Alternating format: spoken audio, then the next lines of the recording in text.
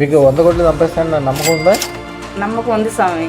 ముందడుగేయాలంటే మీ అనుగ్రహం ఉండాలి స్వామి. గురువు లేదే దైవం లేదు, మీరుంటేనే నేను నడుస్తానని నాకు ఆ నమ్మకం ఉంది. నాకు ఆరోగ్యం కూడా నిండా బాగలేక ఉండింది. ఆ రత్నం పెట్టుకున్న తర్వాత నాకు అలాంటిది కూడా నాకు క్లియర్ అయిపోయింది. అసలు ఊహించలేదు, అనుకోకుండా మా అత్తగారు ఆస్తి కూడా నాకు వచ్చింది 12 కోట్లు.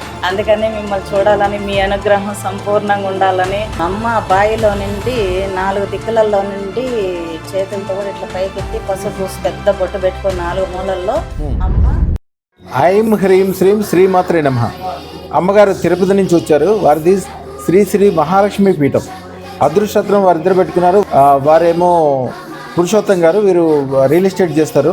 వీరు అదృష్టం పెట్టుకున్నాక అన్ని రకాలుగా కలిసి రావటము, పెద్ద గుడి కట్టడానికి మంచి ఆస్కారం దొరకటము, రియల్ ఎస్టేట్లో కానీ, వ్యాపారంలో కానీ, వ్యవహారంలో కానీ, అలాగే అమ్మవారి యొక్క సహకారం కానీ అన్నీ దొరకటం వలన వారు చాలా సంతోషంగా చెప్పడానికి వచ్చారు ఇప్పుడు. అలాగే తిరుపతి నుంచి లడ్డూలు తీసుకొచ్చారు, సన్మానం చేయడానికి అన్ని ఏర్పాట్లు తీసుకొచ్చారు వారి సంతోషాన్ని తెలియజేయడానికి. ఇప్పుడే వారిని అడిగి ఏం జరిగింది, ఎట్లా జరిగింది అడుగుతాం. అమ్మ, మీ పీఠం పేరేంటి తల్లి? శ్రీ శ్రీ మహాలక్ష్మి దేవాలయం. అమ్మమ్మ అమ్మ బాయిలో నుండి 4 దిక్కులలో నుండి పసుపు పెద్ద బొట్టు పెట్టుకొని 4 మూలల్లో అమ్మ చేతులు ఇట్లా పైకి పెట్టుకొని ఇక్కడ మధ్యలో అందరు నలుగురు చేతులలో తామర పూలో నిండి వచ్చి మహాలక్ష్మి నాకు మంత్రం చెప్పింది. 5 మంది చెప్పారు, నీకు మంత్రం వస్తుంది, నేను ఇస్తాను లెయ్యి అని, నువ్వు బాధపడొద్దని. లేచి కూర్చొని తెల్లారితో శుక్రవారం 5వ గంటకంతా 108 సార్లు నిలపకుండా మంత్రం చెప్పాను స్వామి. అది చాలా విశేషమైంది, నేను మర్చిపోలేనింది. నా జీవితంలో 30 ఏళ్ళుగా నేను సేవ చేస్తున్నాను. అలాంటిది ఇంతవరకు నాకు ఎప్పుడూ దొరకలేదు.